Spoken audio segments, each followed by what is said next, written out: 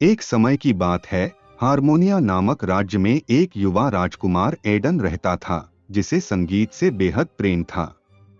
वह हर शाम अपनी सुनहरी वीणा बजाता था, जिससे ऐसी मधुर धुन निकलती कि फूल खिल उठते और नदियां गुनगुनाने लगती। एक दूर देश में राजकुमारी लायरा एक ऐसे महल में रहती थी जहां सन्नाटा पसरा था।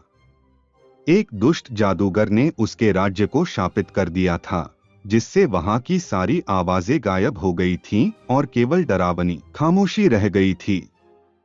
साहसी और दृढ़ निश्चयी लायरा ने शाप को तोड़ने का रास्ता खोजने की ठानी। एक दिन लायरा ने हवा में बहती एक धुन सुनी। वह उस आवाज के पीछे चलती गई और खुद को राजकुमार एडन के बगीचे में पाया, जहां वह उसकी संगीत से मंत्रमुग्ध हो गई। उसने राजकुमार को अपने राज्य की परेशानी बताई और एडन ने उसकी मदद का वादा किया। राजकुमार और राजकुमारी साथ मिलकर जादूगर के अंधकारमय किले की ओर निकल पड़े। जादूगर ने ठहाका लगाते हुए कहा, अगर तुम अपने राज्य की आवाजें वापस चाहते हो तो तुम्हें ऐसी धुन बजानी होगी जो मेरे बर्फ जैसे दिल को पिघला दे।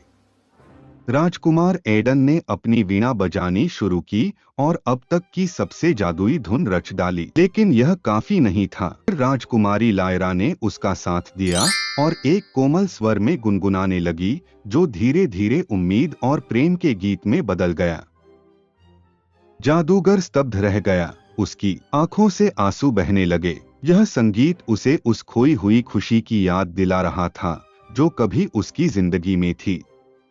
एक इशारे में उसने शाप हटा दिया और लायरा के राज्य को उसकी आवाजें लौटा दीं। कृतज्ञ होकर दोनों राज्यों के लोग साथ मिलकर जश्न मनाने लगे और उस दिन से राजकुमार एडन और राजकुमारी लायरा साथ मिलकर संगीत रचने लगे, यह साबित करते हुए कि तालमेल और रचना की शक्ति किसी भी अंधेरे जादू को हरा सकती है।